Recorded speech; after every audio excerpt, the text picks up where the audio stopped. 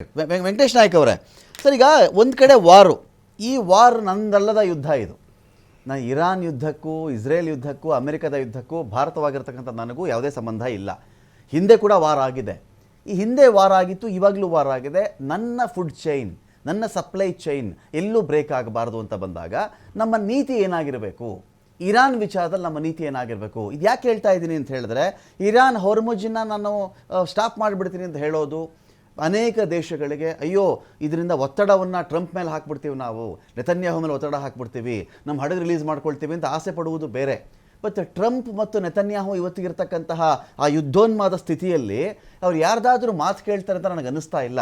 ಇದರ ಮಧ್ಯೆ ನನ್ನ ವ್ಯವಹಾರ ಹಾಳಾಗಬಾರ್ದು, ನನ್ನ ಜನ ಚೆನ್ನಾಗಿರಬೇಕು, ನನಗೆ ಏನು ಬರಬೇಕು ಅದು ಬರಬೇಕು ಅಂತ ಆದರೆ ನಮ್ಮ ವಿದೇಶಾಂಗ ನೀತಿಯಲ್ಲಿ ಏನು ಬದಲಾವಣೆ ಆಗಬೇಕು ಅಂತ ನಮಗನ್ಸುತ್ತೆ ಸರ್? ಹಿಂದೆ ಆಗಿರತಕ್ಕಂಥ ಯುದ್ಧದ ಸಂದರ್ಭದಲ್ಲಿ ಅವತ್ತಿನ ಸರ್ಕಾರಗಳು ಇವತ್ತಿನ ಸರ್ಕಾರಕ್ಕೂ ಏನು ಬದಲಾವಣೆ ಆಗಬೇಕಾಗತ್ತೆ ಇಲ್ಲಿ ಅಂತ?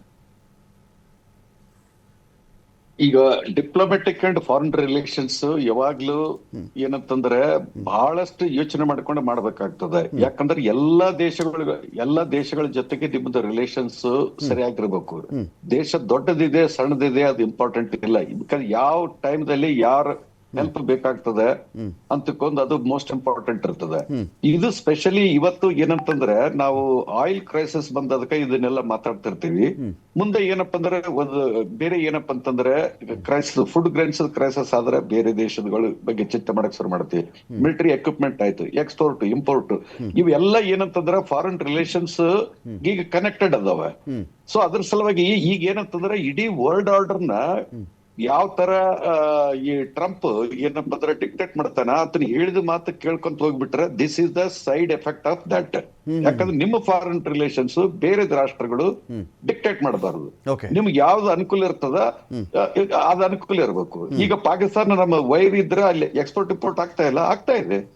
ಸೊ ಅದ್ರಂಗ ಏನಂತಂದ್ರೆ ಮಿಲಿಟರಿ ರಿಲೇಷನ್ಸ್ ಬೇರೆ, ಪೊಲಿಟಿಕಲ್ ರಿಲೇಷನ್ಸ್ ಬೇರೆ, ಟ್ರೇಡ್ ರಿಲೇಷನ್ಸ್ ಬೇರೆ. ಅದನ್ನ ಯಾವಾಗ್ಲೂ ಏನಂತಂದ್ರೆ ಕಳ್ಕೊಳಕ್ ಹೋಗ್ಬಾರ್ದು. ಕಳೆದ್ರೆ ಅದನ್ನ ರಿಲೇಷನ್ಸ್ ಸ್ಟ್ರೇನ್ ಆದ್ರೆ ಇಂಥ ಟೈಮ್ದಾಗ ಸಫರಿಂಗ್ ಅಂತ ಕಟ್ಟಿಟ್ಟ ಬುತ್ತಿ. ಫೈನ್. ಈಗ ಅರುಣ್ ಅವರೇ, ನಾನು ನಿಮ್ಮ ಹತ್ರ ಅದೊಂದು ಕುತೂಹಲ ಇತ್ತು ನನಗೆ. ಏನು ಮಾಡ್ತೀರಿ ಅಡುಗೆಗೆ? ಏನು ಸೌದೆ ಬಳಸ್ತೀರಾ, ಬೆರಣಿ ಬಳಸ್ತೀರಾ ನೀವು? ಇಲ್ಲ ಅಂದರೆ ಈ ಬೆಂಕಿ ಮೇಲೆ ಅವಲಂಬಿತ ಆಹಾರಗಳು ಅದು ಬೇಡ, ಬೆಂಕಿ ಇಲ್ಲದೆ ತಯಾರಿಸಬಹುದಾದ ಆಹಾರಗಳು ತುಂಬ ಇದೆ, ನಾನು ಹೇಳಲ್ಲ. ಕೆಲವು ಈ ಗ್ರೀನ್ ಸಲಾಡ್ ತರೋಣ ಆ ಥರದ್ದೇನೋ ಪ್ಲಾನ್ ಇದೆಯಾ ನಿಮಗೆ? ಅದು ನಿಜವಾಗ್ಲೂ ನಿಮ್ಗೆ ವರ್ಕೌಟ್ ಆಗುತ್ತಾ? ಇಲ್ಲ ಈ ಎಲೆಕ್ಟ್ರಿಕ್ ಕುಕ್ಕರ್ಗಳೇನೋ ಬರ್ತಾ ಇದೆಯಲ್ಲ ಈಗ, ಎಲೆಕ್ಟ್ರಿಕ್ ಕುಕ್ಕರ್ಗಳು, ಎಲೆಕ್ಟ್ರಿಕ್ ಶಿಫ್ಟ್ ಆಗಿಬಿಡ್ತೀರಾ ನೀವು? ಸೋಲಾರ್ ಬಿಡಿ ಸ್ವಲ್ಪ ಲೇಟೇ ಆಗುತ್ತೆ. ನೀವು ಸೋಲಾರ್ ಬೇಸಿಗೆ ಕಾಲ ಇದೆ, ಸೋಲಾರ್ ಒಮ್ಮೆ ಆಗಬಹುದಾದರೂ ಕೂಡ ನಿಧಾನ, ನಮ್ಮ ಸ್ಪೀಡ್ಗೆ ಅದಾಗಲ್ಲ ಅಂತೇಳಿ ಏನು ಪ್ಲಾನ್ ಮಾಡ್ಕೊಂಡ್ರೆ ನೀವು? ಎಲ್ಲರಿಗೂ ಊಟ ಹಾಕಬೇಕು, 900 ಜನಕ್ಕೆ ಊಟ ಹಾಕ್ಬೇಕು, ನೀವು 2700 ತಟ್ಟೆ ತುಂಬಿಸ್ಬೇಕು ಪರ್ ಡೇ. ಈಗ ಏನಾಗ್ತಿದೆ ಅಂದರೆ ಒಂದು 3-4 ದಿನಕ್ಕಷ್ಟೇ ನಮ್ಮಲ್ಲಿ ಶೇಖರಣೆ ಇರ್ತಕ್ಕಂಥದ್ದು. ಓಕೆ. ಈಗ ನಾಳೆಯಿಂದ ಕೆಲವು ಮೆನುಗಳಲ್ಲಿ ಬದಲಾವಣೆ ಮಾಡ್ತಕ್ಕಂಥದ್ದು ಅಂದರೆ ಗ್ಯಾಸ್ ಜಾಸ್ತಿ ಯೂಸ್ ಮಾಡ್ತಕ್ಕಂತಹ ದೋಸೆ, ಇಡ್ಲಿ, ಸೊ ಮತ್ತು ಚಪಾತಿ ಇವನ್ನೆಲ್ಲ ಯಾಕಂದರೆ ಹಂಚು ಬಿಸಿ ಮಾಡಲಿಕ್ಕೆ ಟೈಮ್ ತೊಗೊಳುತ್ತೆ.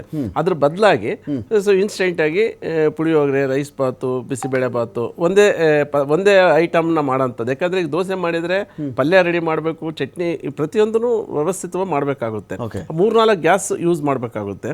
ಸೊ ಪರ್ಯಾಯವಾಗಿ ನಾವೇನು ಮಾಡಬೇಕು, ಊಟ ಕೊಡಲೇಬೇಕು. ಎಷ್ಟು ದಿನ ಪುಳಿಯೋಗರೆ ತಿನ್ನಲಿಲ್ಲ ನಾನು?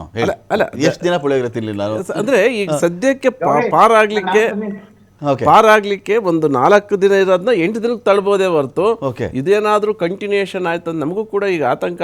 ಈ ಒಂದು ಛಾಯೆ ನಮ್ಗೆ ಯಾವ ರೀತಿ ಮೂಡ್ತಾ ಇದೆ ಅಂದ್ರೆ ಮುಂದೇನು ಅನ್ನುವಂಥ ಪ್ರಶ್ನೆ ನಮ್ಮ ಮುಂದೆ ಬಂದ್ಬಿಟ್ಟಿದೆ.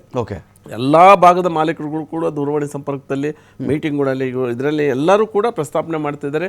ಈಗಾಗಲೇ ಆನ್ಲೈನಲ್ಲಿ 20-22 ಲೀಟ್ರು ಏನು ರೈಸ್ ಕುಕ್ಕರ್, ಎಲೆಕ್ಟ್ರಿಕಲ್ ಕುಕ್ಕರ್ ಮೇಲೆ ಡಿಪೆಂಡ್ ಆಗ್ಲಿಕ್ಕೆ ಆಲ್ರೆಡಿ ಬುಕ್ ಮಾಡಿ ತಂದು ನಾವು ಇದ್ರಲ್ಲಿ ಮಾಡ್ತೀವಿ ಅನ್ನುವಂಥವ್ರು ಈಗ, ಯಾಕಂದ್ರೆ 20-30 ಜನ ಇರೋರಿಗೆ ಅಷ್ಟು ಸಮಸ್ಯೆ ಆಗಲ್ಲ. ಈಗ 100-200-300 ಜನ ಇರೋಂಥವ್ರಿಗೆ ಆಮೇಲೆ ಸೆಂಟ್ರಲೈಸ್ಡ್ ಕಿಚನ್ಗಳಿಗೆ ಈಗ ಆದ್ಯತೆ ಕೊಡಬೇಕಾಗುತ್ತೆ. ಈಗ ನಾವುಗಳು ಏನ್ ಮಾಡ್ತಿದ್ವಿ, ಸುಮಾರು ಒಂದು ಸೆಂಟ್ರಲೈಸ್ಡ್ ಕಿಚನ್ ಆದ್ರೂ ಕೂಡ ಆಯಪ್ಪನಿಗೂ ಸಿಲಿಂಡರ್ ಬೇಕಲ್ಲ, ಆಯಪ್ಪನಿಗೂ ಎಲೆಕ್ಟ್ರಿಕ್ ಬೇಕಲ್ಲ. ಅಂದ್ರೆ ಈಗ ಏನಾದ್ರೂ ಒಂದು ರೈಸ್ ಐಟಮ್ ಮಾಡಿ, ಇವಾಗ ಉದಾಹರಣೆಗೆ ಬೆಳಿಗ್ಗೆ ಸಂಜೆ ಊಟ ಮಾಡಿ ಬೆಳಿಗ್ಗೆನೆ ಬಾಕ್ಸ್ ತಗೊಂಡು ಹೋದ್ರೆ ಮಧ್ಯಾಹ್ನದ ಊಟನ ಸ್ಕಿಪ್ ಮಾಡಬಹುದು. ಎಮರ್ಜೆನ್ಸಿ ಅಂದ್ರೆ ತುರ್ತು ಪರಿಸ್ಥಿತಿಯಲ್ಲಿ ಇದು ಅಂದ್ರೆ ನಮಗೆ ಏನು ಕ್ರೈಸಿಸ್ ಇದೆಯೋ ಅದನ್ನು ಬಚಾವ್ ಮಾಡ್ಲಿಕ್ಕೆ ಅಷ್ಟೇ. ಇದು ನಿರಂತರವಾಗಿ ಅಂತಲ್ಲ. ಬಟ್ ಯಾವ್ದಾದ್ರು ಒಂದು ಮೂಲವಾಗಿ ಪ್ರತಿಯೊಬ್ರು ಒಂದೊಂದು ಹೇಳ್ತಾ ಇದ್ದಾರೆ. ಈಗ ದೂರದ ಅಂದ್ರೆ ಗ್ರಾಮೀಣ ಪ್ರದೇಶಕ್ಕೆ ಕಂಡುಕೊಂಡಿರ್ತಕ್ಕಂಥ ಬೆಂಗಳೂರು ನಗರ, ಮಾದೇವಪುರ, ವೈಟ್ ಫೀಲ್ಡ್, ಇಲ್ಲೆಲ್ಲ ಏನಾದ್ರು ಅಕ್ಕಪಕ್ಕ ಖಾಲಿ ಸೈಟ್ ಇದ್ರೆ ಸೌದೆಯಲ್ಲಿ ನಾವು ಅಡಿಗೆ ಮಾಡ್ತೀವಿ ಅಂತ ಇವತ್ತು ಪ್ರಾರಂಭ ಮಾಡಿಬಿಟ್ಟಿದ್ದಾರೆ. ಅಂದ್ರೆ ಅಲ್ಲಿ ಏನಾಗುತ್ತೆ ಅಂದ್ರೆ ಸ್ವಲ್ಪ ಜಾಗ ಸ್ಪೇಸಿಯಸ್ ಆಗಿದ್ರೆ, ಅದು ಬಿಟ್ಟು ನಾವು ಇಲ್ಲಿ ವಿಜಯನಗರ, ಜಯನಗರ ಇಂಥ ಭಾಗದಲ್ಲಿ ಜಾಗ ಇರೋದಂಗಿರ್ಲಿ, ಆ ಹೊಗೆ ಬಂತು ಅಂದ್ರೆ 10 ಜನ ಬರ್ತಾರೆ, ಏನ್ ಹೊಗೆ ಬರ್ತಾ ಇತ್ತಲ್ಲ, ಅದು ಪೊಲ್ಯೂಷನ್. ಅದನ್ನು ಕೂಡ ನಾವು ನೋಡ್ಬೇಕಾಗುತ್ತೆ. ಆಮೇಲೆ ಪಂಪ್ ಸ್ಟವ್ಗಳು ಈಗ ಗ್ರಾಮೀಣ ಪ್ರದೇಶದಲ್ಲಿ ಈಗಲೂ ಚಾಲ್ತಿಯಲ್ಲಿದೆ. ಏನಾಗ್ತಾರೆ ಅದಕ್ಕೆ? ಅದನ್ನೇ ಸರ್, ಈಗ ಸಿಟಿ ಮಧ್ಯದಲ್ಲಿ ನಮಗೆ ಸಿಗದೆ ಇರಬಹುದು, ಆದ್ರೆ ಅದನ್ನ ಹಿಂದೆ ಡೀಸೆಲ್ ಕೆರೋಸಿನ್ ಹಾಕ್ಬಿಟ್ಟು ಅಡಿಗೆ ತಯಾರು ಮಾಡಿರ್ತಕ್ಕಂಥ ಉದಾಹರಣೆಗಳಿದಾವೆ. ಆಮೇಲೆ ಈಗ ನಾವೇನ್ ಮಾಡ್ತಾ ಇದೀವಿ ಅಂದ್ರೆ ಸುತ್ತಮುತ್ತ ಪ್ರದೇಶಗಳಲ್ಲಿ ಜಿಲ್ಲಾವಾರ ಕ್ಯಾನ್ ತಗೊಂಡ್ರೆ ಡೀಸೆಲ್ ಕೊಡಲ್ವಲ್ಲ ರುಣ್ಕುಮಾರ್ ಅವರೇ, ಕ್ಯಾನ್ ತಗೊಂಡ್ರೆ ಡೀಸೆಲ್ ಕೊಡಲ್ಲ. ಅದೇ ಸರ್, ಈಗ ಸಂದರ್ಭಕ್ಕನುಸಾರವಾಗಿ ಪ್ರಾಬ್ಲಮ್ ಇದೆ ಅಂದಾಗ ಊಟಕ್ಕೋಸ್ಕರ ಈಗ ಇದನ್ನ ನಾವು ಉಲ್ಲಂಘನೆ ಅನ್ನೋದಕ್ಕಿಂತ ಯೋಚನೆ ಮಾನವೀಯ ಹಿತದೃಷ್ಟಿಯಿಂದ ನಾವು ಯೋಚನೆ ಮಾಡಬೇಕಾಗುತ್ತೆ. ಈಗ ನಮಗೆ ಎಲ್ಲಿ ಕಟ್ಟಿಗೆ ಸಿಕ್ಕಿಲ್ಲ ಅಂತಂದ್ರೆ ಒಣ ಕಟ್ಟಿಗೆ ಆಸ್ಕೆ ಬಂದಂತ ಸಮಸ್ಯೆ ಬಗೆಹರಿಸ್ಕೊಳ್ಳೋದು ಬುದ್ಧಿವಂತಿಕೆ ಆ ಮಾಲೀಕರ ಕೈಯಲ್ಲಿ ಇರುತ್ತೆ. ಬಟ್ ನೀನ್ ಏನ್ ಮಾಡ್ತೀವಿ ಗೊತ್ತಿಲ್ಲ, ಅಟ್ಲೀಸ್ಟ್ ಹಸಿದ ಹೊಟ್ಟೆಗಳಿಗೆ ನಾವು ಊಟ ಕೊಡ್ತಕ್ಕಂಥದ್ದು ನಮ್ಮ ಧರ್ಮ. ನಾವು ಈ ಕಾಯಕನ ಅವಲಂಬನೆ ಮಾಡಿದೀವಿ, ಈ ಕಾಯಕದಿಂದನೇ ನಮ್ಮ ಜೀವನ ರೂಪಿಸ್ಕೊಂಡಿದೀವಿ. ಇರ್ತಕ್ಕಂಥ ನಂಬಿಕೊಂಡಿರ್ತಕ್ಕಂಥ PG ವಾಸಿಗಳು ಅಥವಾ ಮಕ್ಳು ಏನಿದ್ದಾರೆ, ಯಾವುದೇ ಕಾರಣಕ್ಕೂ ಅವ್ರನ್ನ ಉಪವಾಸ ಇಲ್ಲ, ನಮ್ಮಲ್ಲಿ ಊಟ ಇಲ್ಲ, ಗ್ಯಾಸ್ ಬಂದಿಲ್ಲ ಅನ್ನುವಂತ ವಾಪಸ್ ನೀವು ಅಂತ ಹೇಳಕ್ಕಾಗಲ್ಲ. ಹೋದ್ರೆ ಮತ್ತೊಂದೇ ಕೊರೋನಾ ಸಂದರ್ಭ ಮತ್ತೆ ಅನ್ನೋ ರೀತಿ ಆಗಬಾರ್ದು. ನಮಗೆ ಗ್ರಾಹಕರನ್ನು ಉಳಿಸ್ಕೊಳ್ಬೇಕು, ಇರ್ತಕ್ಕಂಥ ಬಿಸ್ನೆಸ್ ಅನ್ನು ಕೂಡ ನಾವು ಸುಭದ್ರ ಮಾಡ್ಕೊಳ್ಬೇಕಾಗಿದೆ. ಯಾವುದೇ ಕಾರಣಕ್ಕೆ ಬೆಲೆಗಳನ್ನ ಜಾಸ್ತಿ ಮಾಡದೆ, ಏನಾದ್ರೂ ನಷ್ಟ ಆಯ್ತು ಅಂದ್ರೆ ಮಾಲೀಕರೇ ಭರಿಸ್ತಕ್ಕಂಥ ಪ್ರಯತ್ನ. ಯಾಕಂದ್ರೆ ಇದು ಅತಾಚುರಿವಾಗಿ ಆಗಿರ್ತಕ್ಕಂಥದ್ದು, ಹೊರ ದೇಶಗಳು ಆಗಿರ್ತಕ್ಕಂಥ ಸಮಸ್ಯೆ, ಇದು ಇವ್ರು ಮಾಡೋದಲ್ಲ. ಬಟ್ ನಮ್ಗೆ ಎಲ್ಲೋ ಒಂದ್ ಹತ್ರ ಸರ್ಕಾರ ಶೇಖರಣೆ ಮಾಡಿ ಅಟ್ಲೀಸ್ಟ್ 70 ದಿನ 50 ದಿನ ಈ ರೀತಿ ಏನಾದ್ರೂ ಬಹಳ ದಿನಕ್ಕೆ ಸಂಗ್ರಹ ಇತ್ತು ಅನ್ನುವಂಥದ್ದು. 70 ದಿನ ಅಂತ ಹೇಳ್ತಿದ್ದಾರೆ ಸರ್ಕಾರ, 70 ದಿನಕ್ಕೆ ಇದೆ ಅಂತಾನೆ ಅವ್ರು ಹೇಳ್ತಿರೋ. ಬಟ್ ಸಡನ್ ಆಗಿ ಈ ಪ್ರಾಬ್ಲಮ್ ಯಾಕೆ ಬಂತು? ನಿಧಾನ ನೀವು ಈ ವಿಷಯನೇ ಹೊರಗೆ ಬರಬಾರ್ದಾಗಿತ್ತು. ಈಗ ನಮ್ಗೆ ಏನಾಗ್ತಾ ಇದೆ ಅಂದ್ರೆ, ಈಗ ಗೊಂದಲ ಜಾಸ್ತಿ ಆಗ್ಬಿಟ್ಟಿದೆ. ಈಗ ನಾವು ಟಿವಿ ಮಾಧ್ಯಮದಲ್ಲಿ ಮತ್ತೆ ನೋಡಿ, ಈಗ ಪೋಷಕರು ಕೂಡ ಆತಂಕ ವ್ಯಕ್ತಪಡಿಸ್ತಾ ಇದ್ದಾರೆ. ಏನೋ ಸಿಲಿಂಡರ್ ಬೆಂಗಳೂರಲ್ಲಿ ಭಾಳ ಪ್ರತಿದಿನ ಇವತ್ತು ಇಡೀ ಫುಲ್ ಡೇನಲ್ಲಿ ಎಲ್ಲ TV ಚಾನಲ್ಗಳಲ್ಲೂ ಎಲ್ಲ ನ್ಯೂಸ್ ಪೇಪರಲ್ಲೂ ಬಂದಿದೆ. ಹೋಟೆಲ್ ಉದ್ಯಮ ತೊಂದರೆ ಆಗ್ತಿದೆ, ಬಾಗ್ಲಾಗ್ತಾ ಇದ್ದಾರೆ, PG ಉದ್ಯಮಕ್ಕೆ ಕೊಡ್ತಾ ಬರ್ತಿದೆ. ಸರಿ ಸ್ವಾಮಿ, ಈಗ ನಾನು ಹೇಳ್ತಿರತಕ್ಕಂಥದ್ದು ಈ ವಿಚಾರನ ಹೊರಗಡೆ ಬಿಟ್ಟು ಗೌರ್ಮೆಂಟ್ ಆದ್ರೂ ಅದನ್ನು ಕಂಟ್ರೋಲ್ ಮಾಡ್ಬೋದಾಗಿತ್ತು. ಸರ್ಕಾರ ಕೂಡ ಹಿಡಿತದಲ್ಲಿ ಇನ್ನೂ 20 ದಿನನೋ 50 ದಿನನೋ ಇದೆ, ಅದನ್ನ ನೀವು ಸ್ಲೋಲಿಯಾಗಿ ಅದನ್ನ ಈಗ ಮೆಥಡ್ ಒಂದು ಮುಂಜಾಗ್ರತವಾಗಿ ಏನೇನು ಮಾಡ್ಬೋದು ಅಂತ ಹೇಳ್ಬೋದಾಗಿತ್ತು ಅನ್ನುವಂಥದ್ದು ನಮ್ಮ ಮಾತಾಗಿದೆ. ಅಖಾಡ ಬಿಗ್ ಫೈಟ್ ವಿಶೇಷ ಮತ್ತೆ ಮುಂದುವರಿಸ್ತೀನಿ, ಒಂದು ಬ್ರೇಕ್ ಆದ